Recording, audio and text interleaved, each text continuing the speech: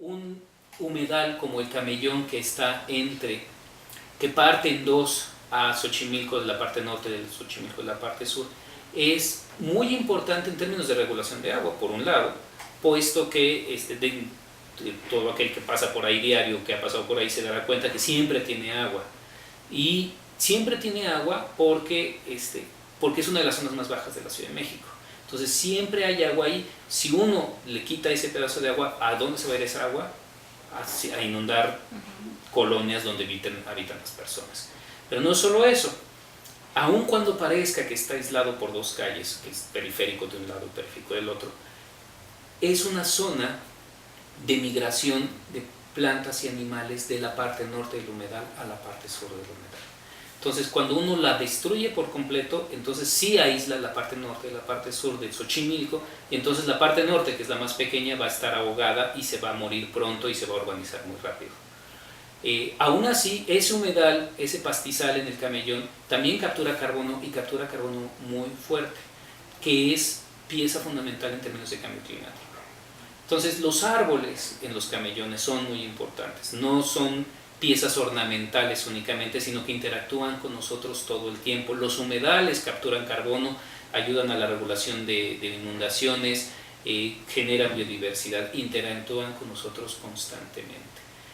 Eso es porque vivimos en un ecosistema, a pesar de que ese ecosistema está muy urbanizado. Hay una frase que a mí me gusta mucho, que es de un investigador de la Universidad de Stanford que desgraciadamente murió hace poco, que se llama Stephen Schneider. Las transiciones críticas, como les llamamos en ecología, son estas transiciones de que uno le va agregando poco a poco una perturbación y parece que no pasa nada, y de repente pasa muy dramáticamente un cambio muy fuerte.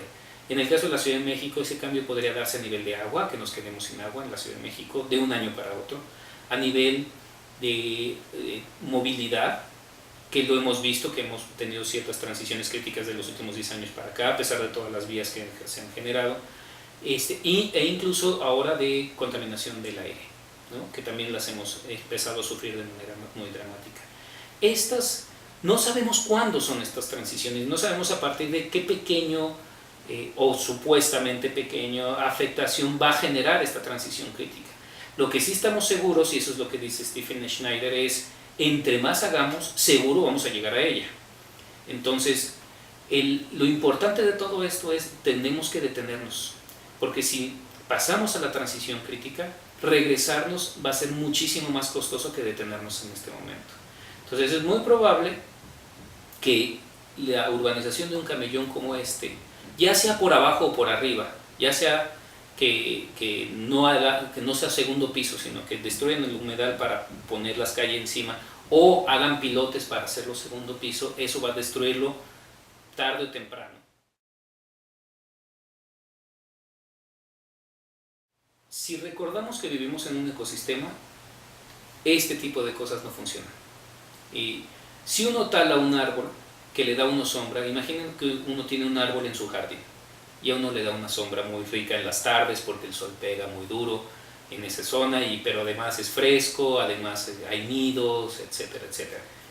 Si uno tala ese árbol y dice, pero voy a plantar dos en el ajusco, que esa es la medida de compensatoria, que así son estas medidas de compensatorias, es yo voy a talar 1000 árboles, pero voy a replantar 27,000 árboles en quién sabe dónde, ¿no?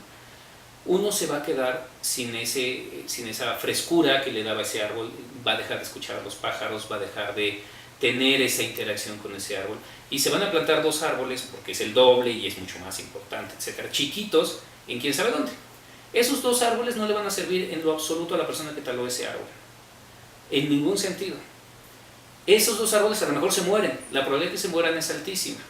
De hecho, si sobreviviera la cantidad de árboles que se han forestado en los últimos 6 años, tendríamos árboles en todo el territorio nacional, incluyendo la parte de mar. Entonces se mueren los árboles, es muy probable que esos árboles se mueran, pero además no están siendo útiles en términos ecosistémicos en el lugar en el que el otro árbol sí funciona. Si se destruye este humedal, no hay forma, de ninguna manera, en la que se pueda hacer una compensación, en particular en un ecosistema como Xochimilco.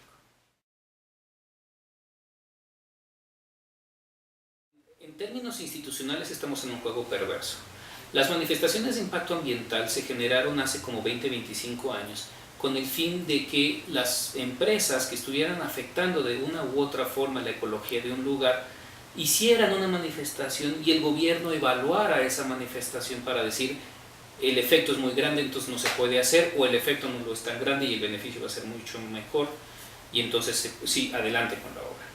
Sin embargo, conforme el paso de los años, lo que empezó a pasar fue que las manifestaciones de impacto ambiental se volvieron la justificación perfecta para una constructora hacer lo que le plazca. ¿Por qué? Porque a final de cuentas lo negociaba con el gobierno, ya sea local, ya sea en este caso el gobierno del Distrito Federal o en cualquier gobierno de cualquier estado. ¿Por qué? Porque al gobierno le conviene. Al gobierno le conviene hacer una obra como la autopista urbana Oriente, no tanto porque vaya a resolver el problema, sino porque se ve que hay algo que se está haciendo. La búsqueda de hacer este tipo de obras no son una búsqueda de resolver el problema, son una búsqueda de enseñar que este gobierno sí funciona y está haciendo infraestructura y es parte del modernismo. Entonces, como al gobierno le conviene tener una obra y a la empresa le conviene y el gobierno evalúa a la empresa, pues es como si yo hago un examen y yo mismo me evalúo. Eso pasó justamente con la Supervía de manera directa porque la manifestación de impacto ambiental fue negociada todo el tiempo con el gobierno del Distrito Federal, con la Secretaría del Medio Ambiente. Esto es muy probable que haya pasado con esta nueva administración, no con la anterior administración, porque efectivamente el título de concesión se dio justo antes de que saliera la anterior administración y es muy probable que se haya negociado.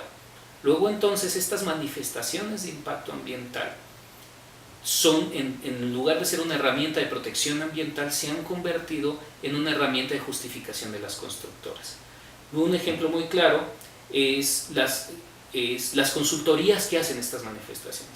Una empresa contrata una consultoría y una de las consultorías más famosas es IGEA, que es del grupo de Gabriel Cuadri, que es una persona que ha aprendido a ganar mucho dinero a partir de estas consultorías. El gobierno anterior, casualmente, solo las manifestaciones de Gabriel Cuadri de IGEA eran aceptadas, ¿no? Casualmente el hijo de Gabriel Cuadri trabajaba en la Secretaría del Medio Ambiente del Distrito Federal. Entonces, ¿qué son estas consultoras? Éticamente deberían de ser una empresa que le diga a una constructora esto está muy bien y esto no lo puedes hacer. Pero en realidad son compañías de relaciones públicas en las cuales hacen el conecte entre la constructora y el gobierno del Distrito Federal para ver cómo hacerle para que esa obra pase, aunque destruya mucho. El resto de los países civilizados dejó de hacer vías de este tamaño hace 50 años. Nueva York, el último intento de Nueva York fue en 1950. Intentaba destruir el Soho, intentaba destruir Greenwich Village. O sea, iba a ser una causa que ni siquiera era ecológica y que aún así los vecinos lograron detener. Y se dieron cuenta algo que no solo está en términos empíricos muy clara, sino en términos matemáticos. Cuando uno hace una calle genera más tráfico. Entonces, creer que se va a solucionar el problema de la vialidad con más calles es caer en una falacia, porque lo único que está incentivando es la utilización del auto. Eso es lo único que se está haciendo. Entonces, ¿cómo se soluciona? Siempre nos dicen, ay, es que ustedes están en contra del progreso y tenemos un problema de vialidad. Sí, pero les contestamos con dos frases muy fáciles. Una es, si siembras calles, cosechas autos. Y entonces la cantidad de autos siempre va a ser mayor a la cantidad de calles. Y por lo tanto siempre va a haber más tráfico. Y la otra es, lo importante es mover personas, no automóviles. Entonces, ¿cómo le hacemos para mover personas? Con transporte público de calidad.